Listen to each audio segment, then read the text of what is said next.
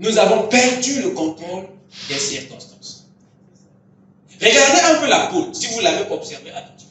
Dès qu'il est 18 heures, la poule automatiquement monte pour aller se coucher. Le temps l'influence. Mais pendant que toi tu es encore debout, jusqu'à la minute tu es encore en train de travailler. Donc le temps ne t'influence pas comme chez la poule. Dès qu'il est 18 heures, c'est comme toutes les poules, c'est l'heure de dormir. Le temps les influence. Et c'est ce que l'homme est devenu devant les saisons, devant les circonstances. Tu es impuissant devant une maladie. Tu es powerless. Tu es impuissant devant le chômage. Tu es impuissant devant la galère. Tu es impuissant. Tu veux changer la situation. Tu sens que si ça ne dépendait que de moi, j'allais transformer les choses. Mais il te manque quelque chose. Il y a un contrôle dans ce monde. Amen. Amen. C'est la preuve que nous avons perdu ça. Et quand vous avez vu Jésus marcher sur les eaux, on était tous paniqués. Waouh! Jésus était venu pour nous montrer que c'est naturel dans le royaume. Amen. Amen. Jésus est en train de montrer à nous autres, toi et moi, que ça là, c'est comme ça que Adam était. Tu es né normalement pour maîtriser les ressources, maîtriser les circonstances. La tempête se lève. Tout le monde fouille, il va réveiller Jésus. Jésus va lui dire, c'est quoi votre problème? Mais parlez. Il monte, tempête, calme-toi. Chut. Il dit, quel est ce homme à qui même la nature? Il dit, si tu parles à cette montagne, pas moi, toi. Alors les disciples étaient nettoyés.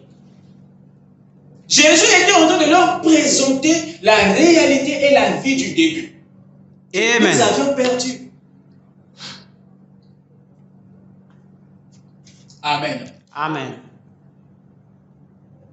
Les circonstances. Un vent peut se lever, c'est une circonstance. Le prophète Élie vient, il dit, je ferme le ciel, il n'y aura plus la pluie. Et le ciel entend. Tous les miracles que vous voyez dans la Bible ne sont en réalité pas des miracles. Ça fait partie de la vie naturelle dans le royaume. Amen. Parce que dans le royaume, l'homme était créé pour dominer sur les environnements, Amen. les circonstances et les ressources. Amen. Mais nous avons perdu cette domination. Vous avez perdu votre vocation céleste. Voilà pourquoi vous vous contentez maintenant de votre emploi. Alors votre véritable travail, ce n'est pas l'emploi. Malgré que tu travailles et que tu reçois de l'argent, tu n'as toujours pas le contrôle sur les circonstances. Tu es toujours en défi. Tu as toujours des problèmes. Il y a un problème.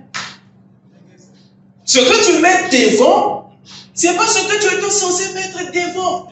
Si Jésus avait mis la menuiserie devant, dites-moi qu'est-ce qui serait arrivé. Dites-moi. Parce que lui, il était aussi employé dans l'atelier de Joseph. Oh, ne pensez pas qu'il y avait vous qui passez par là. Non. Frère Madame dit, il made an example for us. Il a été un exemple pour nous. Amen. Il a été dans l'atelier de Joseph. Il était l'employé de Joseph, Jésus.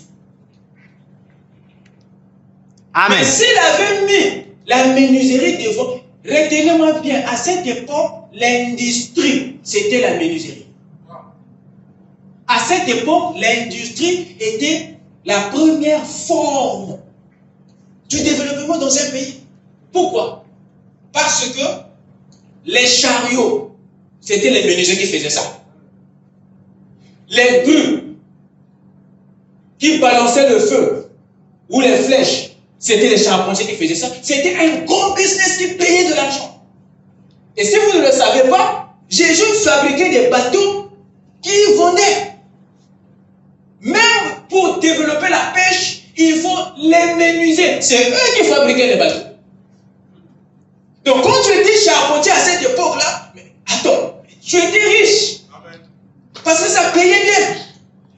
Donc vous voyez que ça suffisait que Jésus puisse se sacrifier Golgotha pour son boulot. S'il avait mis ça devant, toi et moi on serait encore des pécheurs aujourd'hui. Je vous dis la vérité. C'est parce qu'il a saisi sa vocation céleste et il l'a mis devant. Alors la vocation terrestre est devenue auxiliaire à sa vocation. Et c'est ce que le Seigneur veut que vous saisissiez dans le mystère de sa vocation.